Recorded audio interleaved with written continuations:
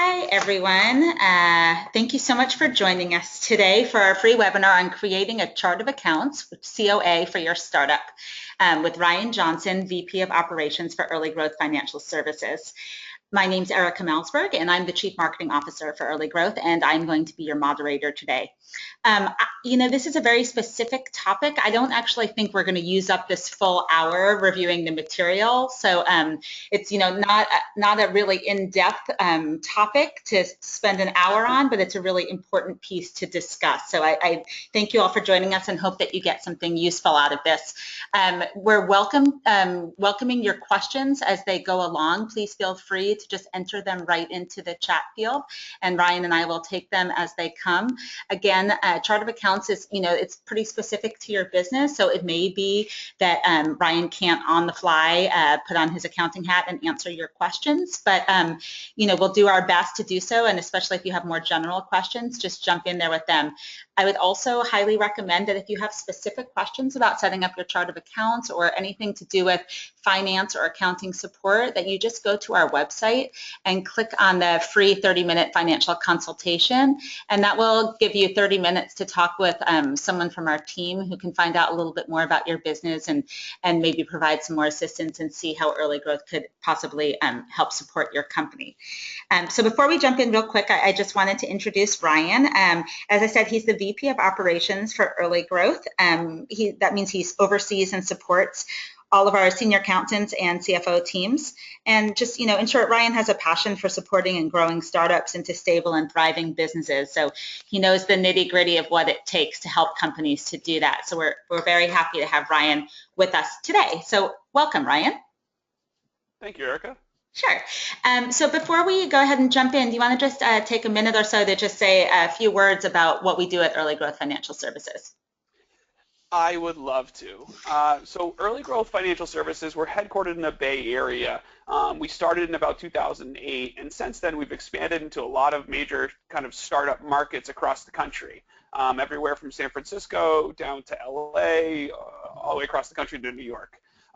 So really we've got a number of kind of core services, everything from the daily transactional accounting to high-level strategic financial guidance from a CFO level resource, to income tax support and tax consulting, to 409A evaluation. So in reality, we can do really anything and everything you'd expect from your internal Fortune 500 accounting and finance department. It's only that we do it on an outsourced and an as-needed basis. So that's kind of who we are and what we do, and we work with a number of great startups in all of these kind of markets, and we'll support them according to their kind of specific needs. Like I said, everything from that daily kind of blocking and tackling accounting approach to things like helping our clients with fundraising and build pitch decks to present to investors and everything in between. Awesome. So that takes us to our topic today. When you mentioned block and tackle accounting, I think chart of accounts fits squarely in that. So, we're going to go in the next two slides into a little bit more in depth of what is the chart of accounts. But can you just start by giving us an overview, Ryan? Yeah, sure, and I'll kind of define it on the next slide, but really what the chart of accounts is an index listing of all of the different classifications for your actual business transactions, or the way that money is spent or received, or the equivalent of money is spent or received within your company, within your organization. So if you could just, and so the graphical representation here is the chart of accounts is kind of the core of your accounting system. It's really kind of the starting point. So if you go to the next slide, thank you, Erica. So like I said, it's really a list of accounts, and it's really custom kind of designed, or it should be tailored to your specific company, your specific revenue streams, and it's really used to allow you to classify each item for which money is kind of spent and received in your organization. So these are things like, and we'll go into more detail, but things as, simple and as you all know, a lot of these kind of items or definitions, just things like revenue, things like your cost of goods sold, your expenses or your overhead, and then over to the balance sheet to look at assets and liabilities and owner's equity and those types of things. So really what the chart of accounts is, it's this indexed list of accounts for classifying your specific company's transactions, and also including things like sub-accounts or sub-classifications so that you can get more granular as needed in your classifications to make your financial statements kind of more useful. So we'll talk more about this as we move forward, but the chart of accounts is this listing of accounts across the P&L and the balance sheet that should really align with your financial structure. Like I said, we'll talk more about that, but what I mean is, if you're a service revenue type company having specific service revenue P&L items like revenue accounts, appropriate cost of goods sold account. If you're a service company, you wouldn't necessarily have like bill of materials in your cost of goods sold. You would likely have more kind of direct labor and things like that associated with providing your services. That's just an example. And so at the end of the day, the chart of accounts should offer the level of detail that you need to have transparency into your financial statements. So when I say a level of detail, that's going to mean things like how specific do your sub classifications go. For example, if you engage a number of consultants for professional services, depending on that level of spend, you might want to really be able to differentiate quickly between what you're paying your outsourced accounting that would be booked on a professional service versus your legal team versus other types of professional services out there. So in reality, you could have a professional services expense account where you book all of these items, but you might want to have transparency into who you're paying for the individual services, in which case you could have a professional services account. You could have sub-accounts for things like legal expenses and accounting and so on, where you could quickly and easily, kind of looking you right in the face when you run your P&L reports, tell you how much you're spending on each of these professional services as opposed to professional services in general. Just an example, but if you could go to the next slide, Erica, that'd be great. Sure. And I would just say, for those listening on the line here, Ryan is an accountant. So, he knows of what he speaks, but he also speaks a little bit of accountant speak. So if you have any questions, if you need him to clarify or put things in layman terms, if anything's, not quite computing with you, feel free to just jump in with questions and he'll be happy to clarify. So that said, when you started talking a little bit about some of the different categories that you may think about including in your chart of accounts, but it seems like it boils down to 6 essential categories. So if you don't mind, why don't we just dig in and go category by category, Ryan, and talk a little bit about them. Okay. Absolutely.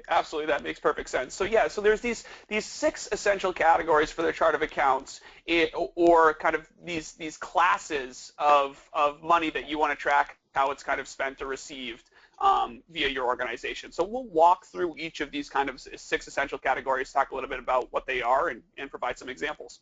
Great. So we'll start with number 1 of assets. Yeah. So again, like I said, we've got these different kind of account classifications that really are specific to your financial statements, and specifically either your balance sheet or your profit and loss or income statement. So the balance sheet is comprised of your assets, your liabilities, and your owner's equity. And that's what we'll talk about here initially. And so assets is everything that your company owns, which provides a future value. And we then kind of subcategorize assets into additional categories, things like current assets, or essentially assets that are providing a future value within the next year, so less than 365 days. Things like fixed assets or capital expenditures, so things like your computer equipment that you purchase and your employees or yourself use. Things like furniture and fixture or leasehold improvements when you move into a space. So really kind of capital expenditures. These fixed assets are things that you would also want to track or have kind of carved out in your chart of accounts, essentially. Quick note, I've got this asterisk here. The other thing that goes with fixed assets is accumulated depreciation. So this is actually kind of a contra asset account, and it essentially allows you to record your depreciation expense and carry that value on the balance sheet. So the fixed assets piece, I just want to clarify, there's 2 pieces. There's the fixed assets are actually carrying the asset at cost on your balance sheet. Then there's the accumulated depreciation. As you expense depreciation, or kind of reduce the value of that asset over time, that would also be recorded on your balance sheet. And can you just clarify a little bit? I'm sorry, Ryan. Can you just clarify, what do you mean by what things sort of would qualify that you'd be tracking the expenses for depreciation? What would fall into that category? Yeah, that's a great question. So I had mentioned things like computer equipment. So if you're purchasing MacBooks, for example, for your employees, so they're actually owned by the business, but that asset is being leveraged or used by your employees. That is a perfect example of a fixed asset that you would track on your balance sheet. It's not something that you would expense in the current period because the reality is that fixed asset is going to provide a future value to your organization, and as a result, it should be held on the balance sheet because the value hasn't been fully consumed. And until that value is fully consumed, it should stay on the balance sheet. And so that perfect example here is the computer equipment. You can book those as fixed assets, carry them on the balance sheet, and those will depreciate over time. And that's where the accumulated depreciation piece comes in. So these fixed assets that you're purchasing, like a computer, is going to have a finite useful life. So essentially, the IRS, I think it's somewhere between 3 and 5 years. I can't remember off the top of my head. I typically depreciate a computer over 3 years because of how quickly technology is improving. It's not uncommon for these assets to become obsolete after just 3 years. Right. That's not necessarily the tax useful life, but it can be for the accounting useful life. And so those are the type, computer equipment is a great example. Leasehold improvements are also a great example. If you moved into a new space and it was a large kind of open concept office space and you decided that you were going to build a conference room and put up walls and things like that, those leasehold improvements, the money you spent paying, contractors, building permits, those types of things, to create that new conference room, that's an asset to your business and would be recorded as a fixed asset or essentially a leasehold improvement on your balance sheet and accumulated over time. Hopefully that helps to clarify a little bit about fixed assets. Totally. Yes, that makes sense. Thank you so much for stepping out to go into detail on that. Okay. No problem. No problem at all. Always happy to drill it a little deeper. Like Erica said, I can get caught, I know a lot about accounting. I talk a lot about accounting, and I typically am talking to other accountants. So please don't hesitate to ask me to clarify.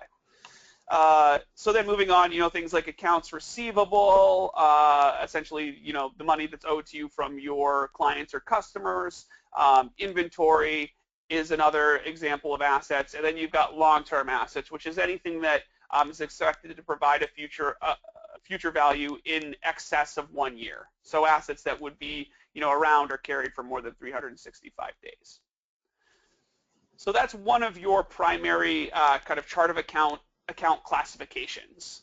Okay, and so on the flip side of that, then we would have liabilities. Exactly. So that's everything your company owes out to, whether it's debt or essentially it's obligations to other companies, individuals, etc. And so things that would fall into the kind of liability buckets then get further segregated into either current or long-term liabilities. And again, the differentiation between current and long-term is just whether that future value or that obligation will exist beyond the next 365 days. And so on the current liability side, we have things like accounts payable. That's a current liability, also known as obligations or money owed to our vendors. Things like taxes, sales taxes or payroll taxes owed to the, corresponding federal or state agency. Another example of current liabilities. The assumption here is that things like payroll taxes or sales taxes even are going to be paid out on a monthly or a quarterly basis, making them a current liability. Then again, as we further kind of bucket down liabilities, we've got long-term liabilities. So things like, depending on your business, you might carry your mortgage as a long-term liabilities.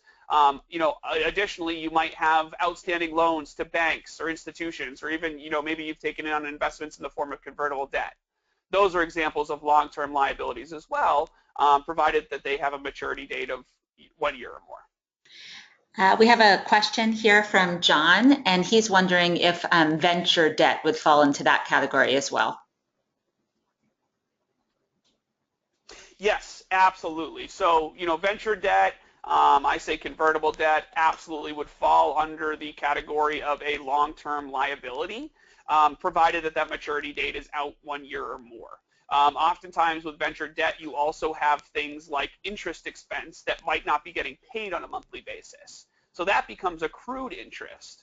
Again, that's also a liability eventually, or you have an obligation to pay back that liability, to pay back that interest along with the principal to your creditor, to your investor, whoever it might be. So yeah, absolutely, you'd carry those long-term liability, or carry the debt as a long-term liability, provided it has a maturity date of over 65 days. You might also carry that accrued interest expense as a liability. It would be a current liability if that accrued interest was expected to be paid in less than 1 year. If you don't expect to pay that, until the maturity date that's potentially 2 years out, then you could actually classify accrued interest as a long-term liability as well. And then something like that, just to kind of close the loop on this question, because it's a good example, that convertible debt would stay on the books as a liability until eventually it was either repaid, or oftentimes what you see is your company will raise an additional round, and that convertible debt will in fact convert into equity, at which point you would essentially reclassify that debt and the accrued interest to an equity account. And we'll talk a little bit more about equity on the next slide. Okay, and there we are, owner's equity. So you made your own intro there.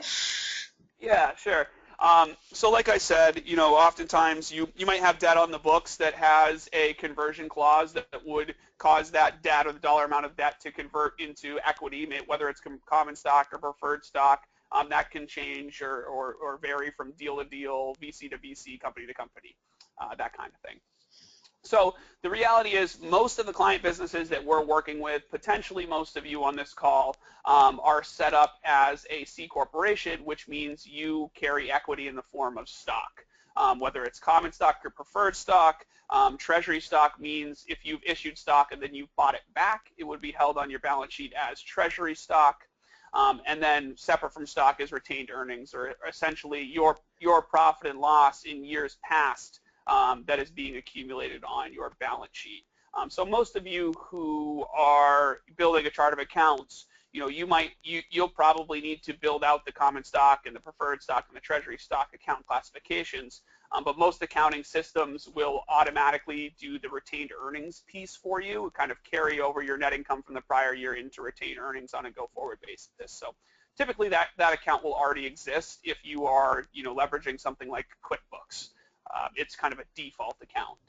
And so again, depending on your corporate structure, you might not necessarily be carrying common stock, preferred stock on the equity section of your balance sheet. So if, for example, you're a sole proprietor, you're not actually operating with stock issuances and stock sales and things like that.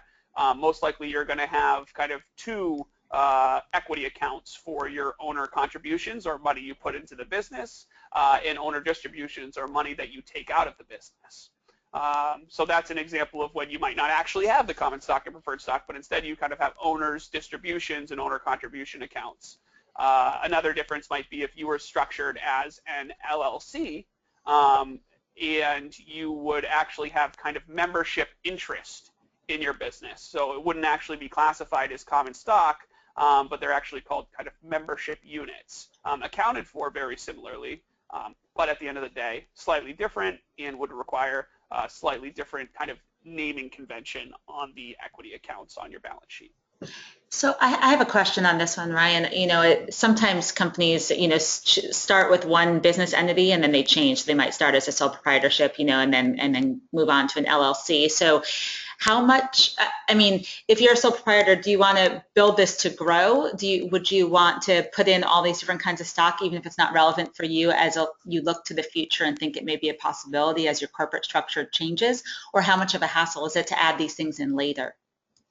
That's a great question, and we'll talk a little bit more about kind of how thorough or detailed your chart of accounts should be initially. My general guidance is that we want to build it as comprehensive as possible initially. I think that the owner's equity section is an exception. I don't think it necessarily makes sense. I like to build this out comprehensively initially, but you do have flexibility down the road. You do have the ability to add new accounts to your chart of accounts. It's not, you're not stuck with your chart of accounts perpetually. So when it comes to equity, I would say build out the equity section according to your current structure, your current company structure, whether it's a sole proprietor, LLC, C corporation, etc. Build it out there. For example, if you're an LLC and you've got different membership interests that you're carrying in the equity section of the balance sheet, if in fact you do convert to a C Corp, for example, you're going to have to create basically those membership interests are probably going to convert into all common stock or all preferred stock or some mix of the two.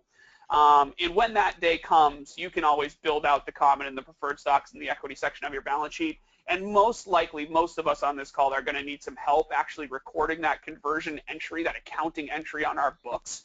Because the reality is, if you're an LLC, for example, and you've got different members with different membership interests or money that or capital they've contributed to the business, well, depending on how that's structured, certain members, they might all convert at the same rate or the same stock price, and essentially they would get, one share of stock for every dollar that they've put into the business. And essentially that document or those articles of incorporation, when you become a C Corp, would actually outline the consideration that was received for the equity that was granted.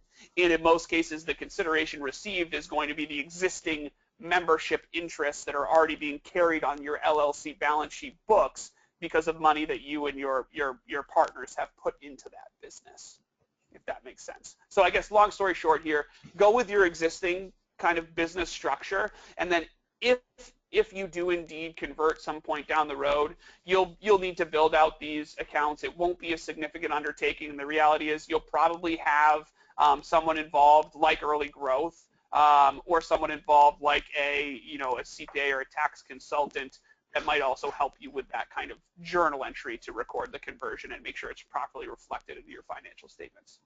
Gotcha. That's helpful. Thank you. So moving on to the fourth essential category, revenue and cost of goods sold. So can you talk a little bit about the COGS there? Absolutely. So technically we could kind of consider these two different buckets, i.e. revenue and cost of goods sold, but we've kind of lumped it into one here. So I think we all kind of get revenue, right? It's going to be the kind of primary business operating revenue. So if you are selling widgets, right, you're going to have revenue for your actual equipment sales, for example. If you're a service provider, you might have consulting revenue. Depending on your specific revenue streams, you should have revenue accounts that are specific to those revenue streams. And to the extent that you can get more granular, i.e. if you were, for example, a software company that had a hardware component that was required to kind of use that software. Let's say you were a point of sale company, you sold cash registers, but you also developed the software and sold software licenses to go with those cash registers that your clients or customers are going to be out there using. Well, in that case, you probably want to have a few different revenue accounts to isolate these different revenue streams. So in this example, you might have an equipment sales revenue account, and you might also have a technology or a software license fee account. And then you would code the corresponding revenue into these individual line items. And then at first glance, without needing to drill into the underlying transactions of your client invoices, you could quickly and easily say, given a specific time period, how much did I make for equipment sales? How much did we earn for software licenses, etc. So the more granular you can get, provided you have the data and you can isolate these revenue streams, the more transparent and the more useful your financial statements will be. And so you can kind of easily make a big difference in the usefulness or the story that your financial statements tell by creating a chart of accounts that isolates some of these different revenue streams. There's also things which are called contra revenue accounts. So they're kind of going in the opposite direction, which is what we mean by contra. So things like, right, if you're going to have total sales, but you might also have contra revenue accounts in the form of things like discounts or billing adjustments, or essentially amounts that would be netted from your gross sales for a specific period. It's not uncommon to have these kind of contra revenue accounts. So then talking a little bit about cost of goods sold, right? Cost of goods sold are the direct costs that are attributable to the production of your goods or services sold by the company. So for example, or using that same example, right, you're a point of sale company and there's an equipment revenue or equipment sales component and also a software license sales component. Well, in that situation, you're probably going to have some direct costs or cost of goods sold that you want to report on your profit and loss in the same period that those sales were created or earned. So in this example, you're selling equipment. Well, you're going to have to buy that equipment from your vendor, and whatever you paid for that equipment and the money that you paid to have that equipment delivered to your customer is cost of goods sold, essentially a cost of goods sold for equipment. Similar but different. you're selling software license fees. Well, you might have direct costs that are attributable to providing that software. Maybe it's direct labor from your developer team.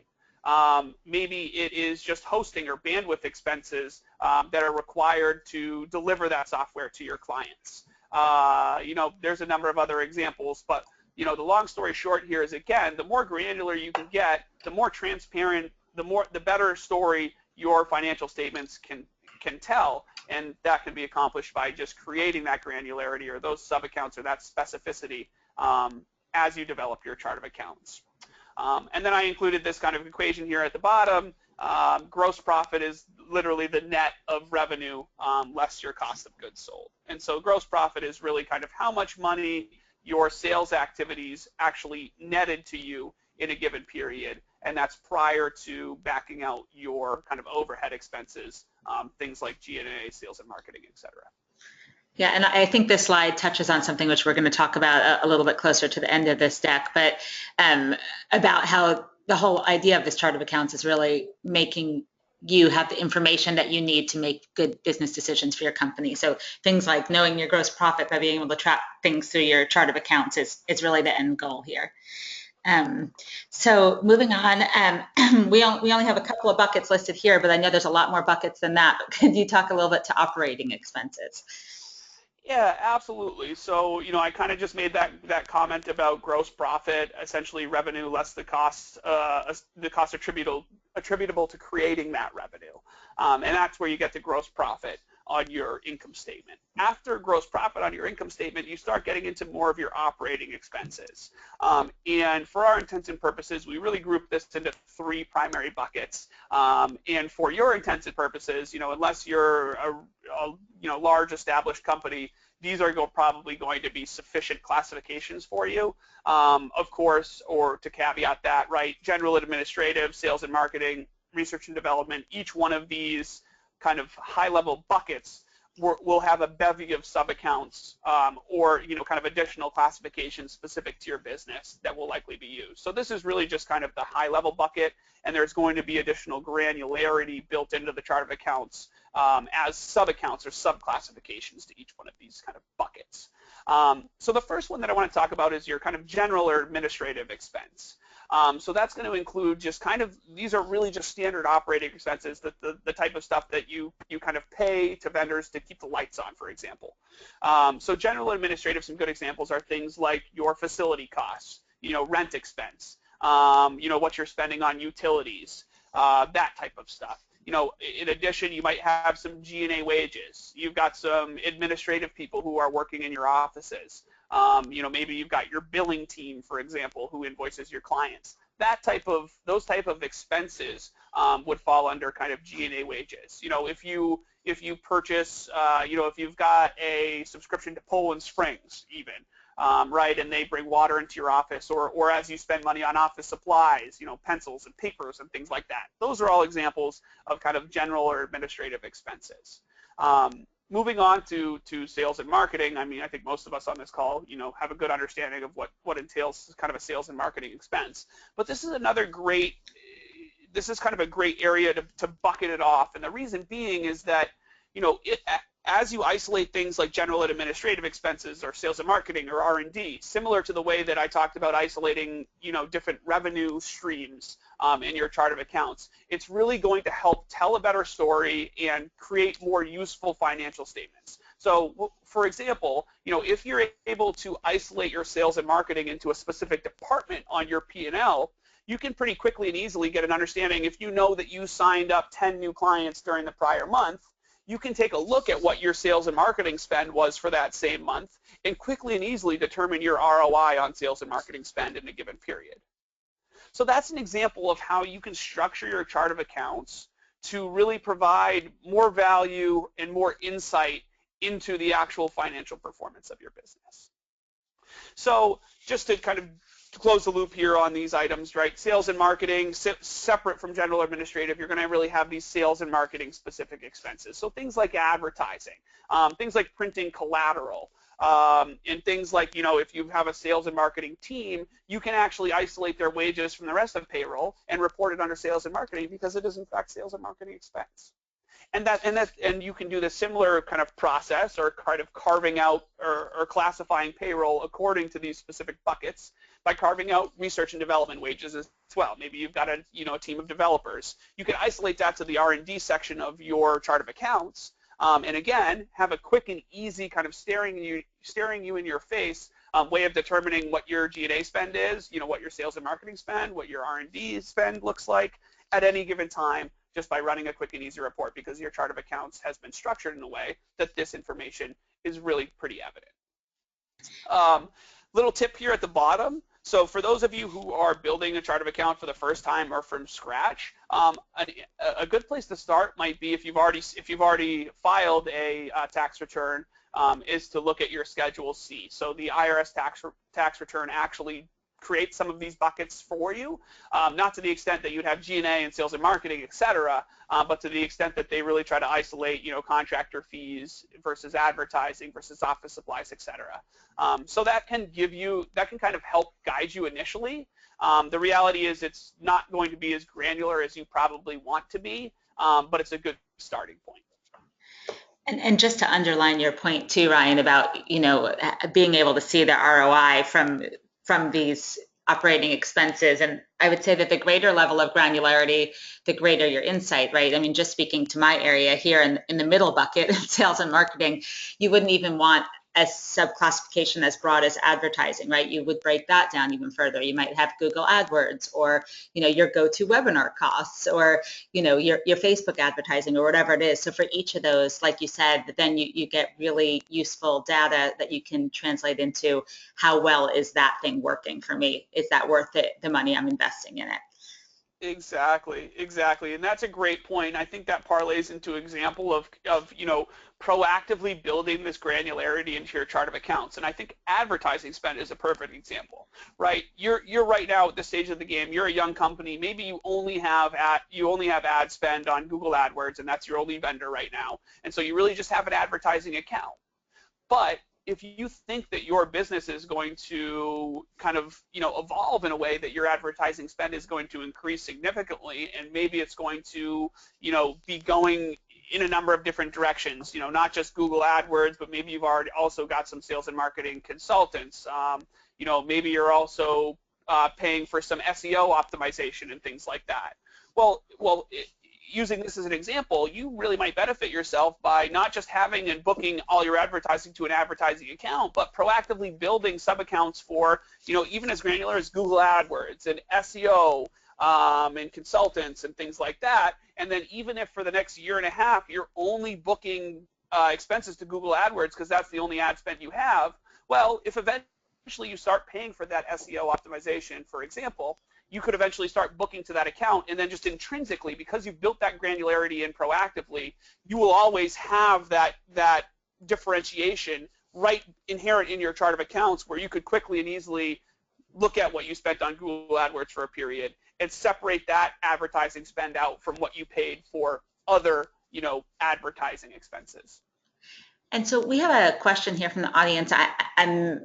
I'll ask it and then we can kind of dissect it.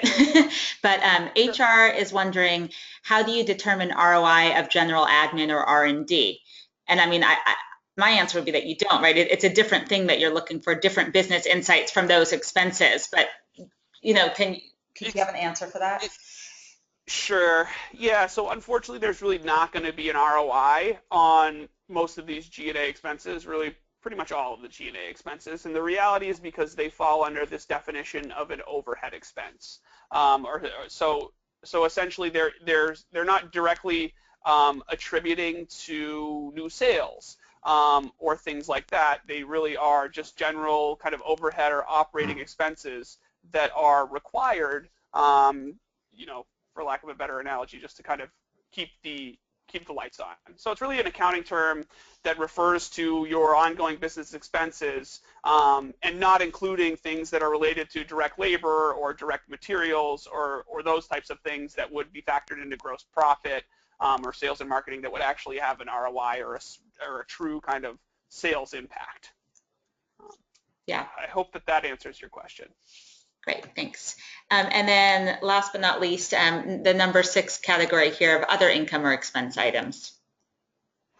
Sure, yeah. So this is getting kind of pretty granular, but if you can kind of close your eyes and envision an income statement right now, right? If you start at the top and you work your way down, you have your revenue, then you have your cost of goods sold, which we've already discussed, right? That nets and that gets you gross profit, or essentially kind of what you've earned with your revenue generating activities for a given period, and that's gross profit. And then from there, you continue down the income statement and you start to deduct your operating expenses. So you'll start to deduct your total spend on G&A, your total spend on sales and marketing, your total spend on R&D, right? And that total expense is going to aggregate, and eventually you're going to subtract that total expense from your gross profit for the period, and you're going to get what's called net ordinary income. And so net and ordinary income is essentially your revenues less your cost of goods sold, less all of your operating expenses. So it's essentially what you've earned before other income or other expense items, which we'll talk about now. So below the line, we kind of say, or below net ordinary income, and before you get to actual net income, you have other income or other expense items. And those are going to be, like I said, kind of other, or not like I said, but what that definition means is they're called other income or other expense items because they're not part of your core business, right? There's a cash, there might be a cash income or a cash outlay associated with these activities, but they're not part of your core business, so they don't get reported as a revenue, as a cost of goods sold, or as an operating expense. And so examples listed right here are things like your interest income. Or interest expense if you have an outstanding loan. And things like gain or loss on sale of an asset would also be reported as either another income if it was a gain, or another expense item if it was a loss. Again, your business, if you're buying computer equipment on behalf of your employees and one of your employees leaves and decides to purchase that computer equipment, you might have a gain or a loss on the sale of that asset, but that's not your core business. And so it's not reported as part of your core business or under operating expenses. It's reported as kind of an other income or an other expense item. Great. Okay, so now that the nitty gritty of you've chosen all your essential categories and broken it down into subcategories, and now you need to create some sort of numbering system. So what are best practices for doing that? Sure. Yeah. No, this is a great point. So I'm a big fan of using the numbering systems in the chart of accounts. You don't necessarily. A lot of systems won't require you to create a numbering system. I highly recommend that you do. Initially, what'll happen is you'll probably, if you're coding your own expenses and things like that, you'll be kind of pointing them towards the appropriate account name, right? You think about advertising spend as advertising. You think of your facility expenses. Now, that being said, I think it really still makes sense to have a sequential numbering system, because what you'll find is you'll start to also think about your expense categories, your revenue accounts, et cetera, in accordance with this kind of these number formatting.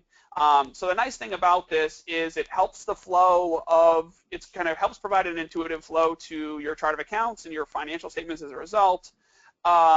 But it also will allow some efficiency or optimization in the future as you begin to know and understand the numbering convention of your chart of accounts. It'll help create efficiencies as you kind of interact with your accounting system and work through transaction classifications and things like that. So typically, what we're starting with, depending on the complexity of your client, it might be, you might need a 5-digit numbering system, but we'll typically start with a 4-digit numbering system, and we will assign, basically that first number will assign to each of these, 6 primary categories. We'll assign that as a classification, and then we'll assign it kind of at the highest level. So just to kind of walk down revenue, for example, your 1,000 level accounts might be revenue, right? And then your 2,000 level accounts you could classify as cost of goods sold. And then as you move into operating expenses, potentially you have your 3,000 level expense accounts are all of your sales and marketing. And your 4,000 level accounts are all of your G&A spend. And your 5 or your 6,000 accounts or whatever it might be, you start moving on to these other chart of account classification categories. As you go across revenue, cost of goods sold, expenses, assets, liabilities, and equity. Right?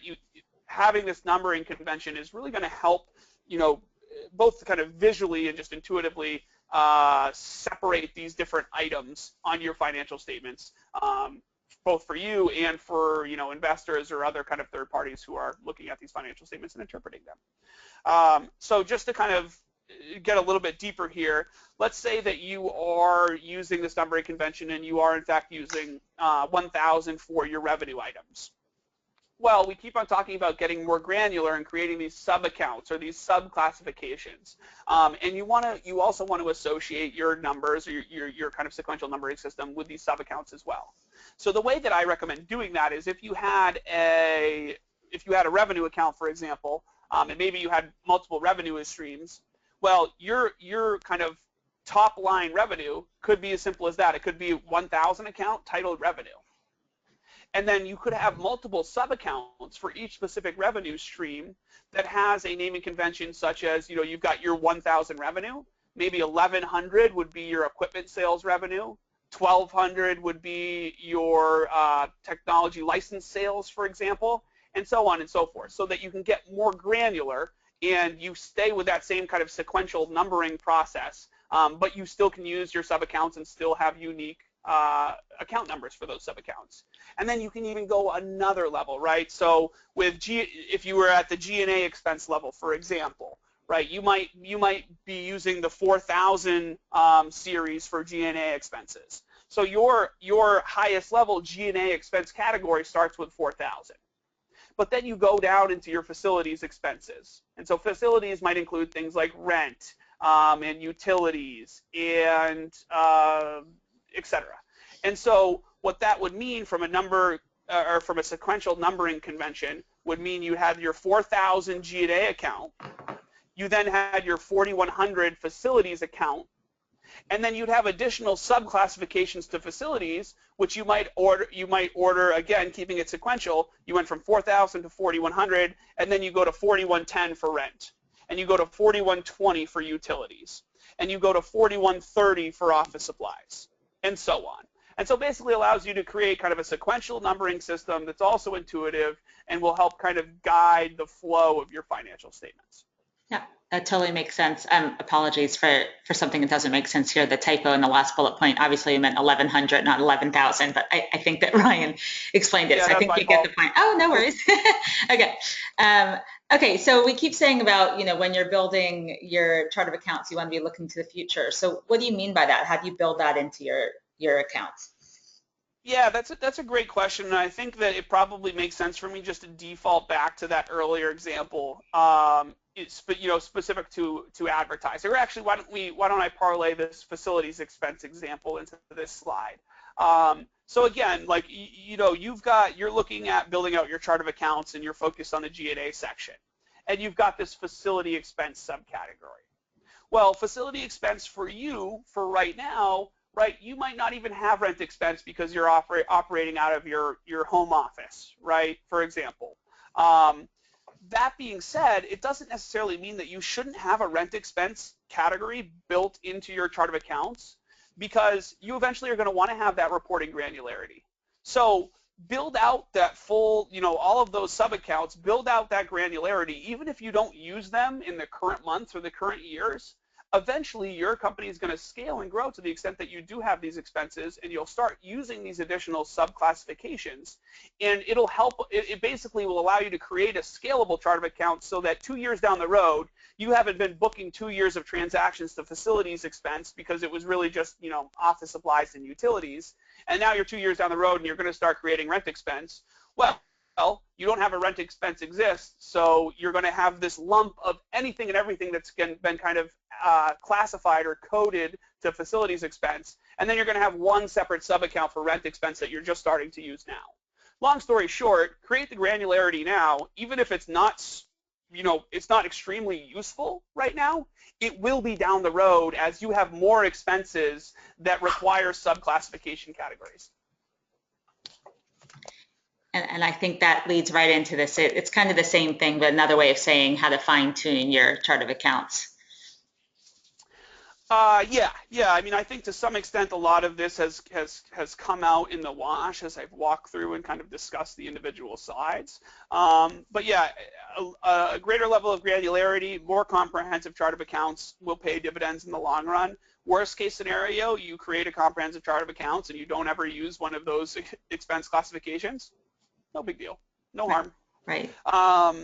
Depending on your business, it may make sense to offer a greater level of detail in some categories. So just to expand upon that, and to use my earlier example, right? If you pay a number of different contractors for professional services, and each one of them has, some unique activity. Maybe there's, accounting. There's your legal team. Maybe you pay somebody else for valuations. Maybe you pay another professional service for recruiting, etc. So in that type of situation, right, it might make sense if you want to have that level of transparency, that understanding of who you're paying for, how much you're paying who and for what. You could create subcategories to professional services, things like professional services, and then a subcategory for legal, a subcategory for accounting, a subcategory for recruiting, etc. And that'll allow you to have an additional level of granularity or additional kind of understanding of your outside services spend or your professional services spend without needing to drill into the underlying transactions themselves and do, a more time-consuming analysis. So again, I've mentioned multiple times here that we want to be as comprehensive or as kind of granular as we can initially. At the same time, definitely no need to freak out if you need to eventually add an additional account or a sub-account. It's not static. You've got some flexibility here. I think it's useful to build it out as comprehensive as possible, but you're not hurting yourself if you need to add another chart of account down the road. Yeah, and then finally, just kind of as a closing point on this, again, it's not static. Your chart of accounts could change. You might have additional revenue streams. You might have new, direct costs associated with those revenue streams, and as a result, you need to beef out the revenue accounts classifications that you have. You need to beef up the cost of goods sold account classification that you have. At the end of the day, this is, it's going to evolve over time, and to some extent it should evolve over time as your business changes, as the way that money is spent and received changes. So we've talked a lot about building your chart of accounts from scratch. I assume there's some templates out there. Do you recommend using those? Yeah, I honestly think this is kind of a perfect example of let's not reinvent the wheel. There's a lot of great resources out there on the internet, or a lot of kind of starting points, chart of account templates that are going to do a majority of the heavy lifting for you. So I think it's a great idea to use these free samples, but the caveat to that is that you're going to need to take them with a grain of salt. You're going to need to personalize them to your specific business. A great example, if you're looking at this slide, is to look at cost of goods sold and see that you've got cost of goods sold for service. Well, you might bring on a template and you might have these service level cost of goods sold accounts, when in reality you're a manufacturer and you're selling hardware. Well, there's no service involved there, so you very likely need to change your cost of goods sold classification and kind of rename it and potentially renumber it, depending on if you like the flow, depending on if you like the naming convention, that type of thing. So to some extent, you're really going to need to personalize your chart of accounts if you do go the route of taking a template or something like that similar off of the internet or from a colleague or a friend or something like that. You're really going to want to make sure that you are using the accounts that are relevant to your startup and or modifying ones that aren't relevant and replacing them with the ones that are relevant. So I would recommend that. You're going to save a lot of time creating a chart of accounts, especially if this is your first time building one. See what's out there, do your research, do your due diligence, and then leverage the information that you find to create one that's specific to your business and works for your business.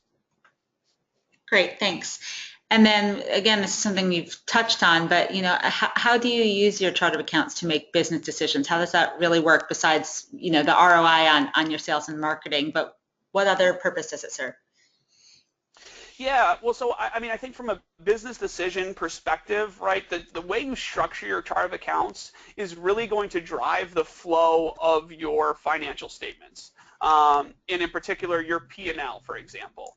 It's really going to impact the flow, how intuitive it is, how easy it is for a third party, an investor to look at and interpret meaningful information from your financial statements. So having an intuitive, numbering convention and structure is really going to help you glean the most financial information out of your financial statements on the kind of most efficient basis. So that's one way that can help you kind of make business decisions more efficiently. I think a big one here is being able to isolate specific functions of your business, like that earlier example of getting an ROI out of sales and marketing, or understanding potentially what percentage of certain G&A spend or what percentage of revenue certain G&A expense makes up, right? If you've got $100,000 in revenue and your rent expense on a month-to-month basis is $50,000 for your space, that's a significant metric that matters.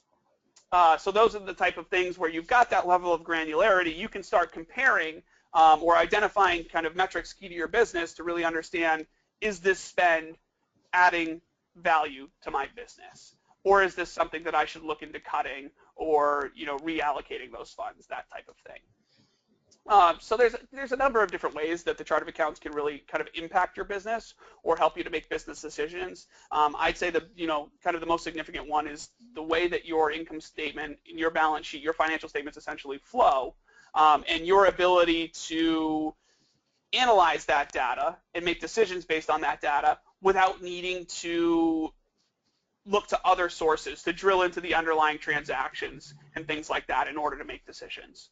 To what extent that it allows your financial statements to be transparent. Okay. We have a question around this from David that I think is an interesting one. When we've been talking about chart of accounts, it's creating this, one chart of accounts for the whole company. And he's saying, instead of assigning all sales and marketing at the company level, how can you get it assigned more granularly against products being sold so you can determine product profitability, from a standpoint of each product? Sure, that's a really, really good question. So there's two ways that you can accomplish this, and it's really going to, I guess, which method you choose is going to depend on how diligent you're capable of being or willing to be when booking or coding your accounting transactions.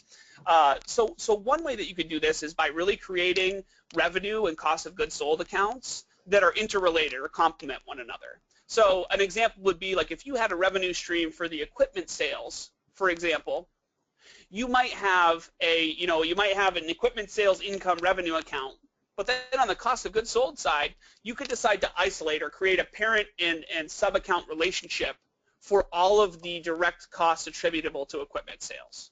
So for example, you could have an equipment sales cost of goods sold account, and then you could have sub-accounts for the actual equipment costs. You could have sub-accounts for the shipping costs to ship those items from your vendor to your distribution point. You could have a sub-account for the actual distribution costs associated with those shipments. So you could get more granular, or you could isolate cost of goods sold that are specific to one revenue stream. And then you could quickly and easily take your financial statement and compare my equipment sales versus the cost of goods sold associated with those equipment. And the same thing for, if we're using that software license for an example, you might have a software license fee revenue line item. Then you could have specific cost of goods sold items that they're just specific to those software sales revenue line items. So maybe you have a software cost of goods sold, and you've got subcategories for direct labor, and you've got subcategories for your hosting fees, things like that. So that's one way to get kind of profitability by product or revenue stream, and that's probably the easier way to do it. To be honest, is just to work with your chart of accounts structure to get there. But another way that you can do it, which is available in a lot of accounting databases, is and it's something that we could talk about for a long time, is this concept of class tracking. Or it's essentially a way that you could take a transaction and you could book it to one expense account, for example, but you could classify it as a specific revenue stream, perhaps. So what this means is that you can have classes where you essentially categorize a transaction according to a class. Again, using this example, maybe you have a class that is equipment sales and you have a class that is software revenue. In this example, you could have one revenue account, but the underlying revenue transactions you classify as either equipment or software. And in doing so, you can actually run a P&L, basically like a multiple revenue stream P&L. You could have a P&L that shows just your equipment related transactions because you've classed them as such, that shows just your software sales related transactions and expenses and cost of goods sold, and then a third column that would total the two, which makes up your overall profit and loss. So essentially you could have a separate P&L for each one of your revenue streams that combines to your total P&L, but still have one balance sheet and still use one accounting database. Great, Ryan. I hope that makes sense. Yeah, I think that's a wonderfully comprehensive answer. Thank you so much. And David, if you have follow-up questions, feel free to use our contact information here, as can all of you on the call. Again, I highly recommend, if you have specific questions, go to our website and click on the free consulting for a 30-minute financial consultation, and we'd be happy to hear a little bit more about your business and what you're doing and see how maybe we can help support you. I forgot to mention that we're going to send a follow-up email tomorrow that's going to have a link to this deck and the recording so that you'll be able to access those again for your reference. And we have lots of other content that you may find useful. I know we have at least one article on the chart of accounts on our website and other things that you might find good resources. So please feel free to check out our site and browse around. So that said, it takes us to the end of a full hour talking about chart of accounts. I can't believe it. I did not think we'd use all that time. But great job, Ryan. Thank you so much for digging down into it with us and helping people to really get their hands around how to build their own chart of accounts. Thank you all for joining us. Hope you found it useful. Just a quick plug, our next webinar is June 30th, and that's going to be around issuing equity with Annie Weber from Legal Hero and our own founder and CEO, David Ehrenberg. So I hope you will consider joining us for that one or some of our upcoming webinars. You can check those out on our events page on our site. So on that note, thank you so much, Ryan, and all of you, and everyone have a great day. My pleasure. Thank you, everyone. Thanks. Bye.